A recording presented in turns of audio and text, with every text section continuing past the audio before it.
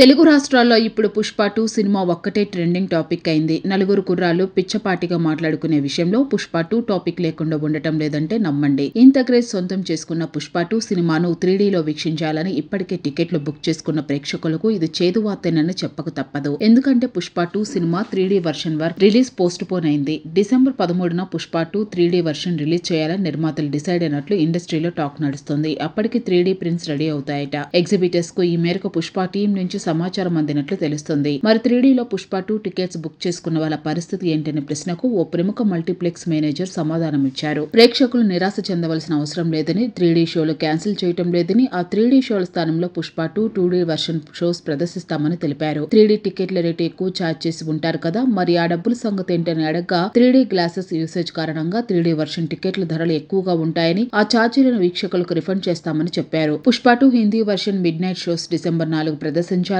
తొలుత ప్లాన్ చేసినప్పటికీ 'Pushpa 2' Hindi version December 5నే విడుదల కాబోతున్నట్లు తెలుస్తుంది. 'పుష్ప 2' సినిమాకు టికెట్ ధరలు పెంచుకునేందుకు 2 తెలుగు రాష్ట్రాల ప్రభుత్వాలు అనుమతించిన సంగతి తెలిసిందే. డిసెంబర్ 4న రాత్రి 9:30కే తెలంగాణ, ఏపీ, కర్ణాటకలో 'పుష్ప 2' ప్రీమియం షో నడవనుంది. డిసెంబర్ 5 అర్ధరాత్రి సమయానికే 'పుష్ప 2' అంచనాలను అందుకుందో లేదో తెలిసిపోతుంది. డిసెంబర్ 5న కూడా అడ్వాన్స్ బుకింగ్ టికెట్స్ రికార్డు స్థాయిలో బుక్ అవటం గమనార్హం. 'పుష్ప 2' సినిమా ఫస్ట్ డే టికెట్ల బుకింగ్స్ ఓపెన్ అయిన 12 గంటల్లోనే 3 లక్షల పైగా బుక్ అయ్యాయంటే పుష్పరాజ్ మేనియా ఏ రేంజ్ లో ఉందో ప్రత్యేకంగా చెప్పనక్కర్లేదు.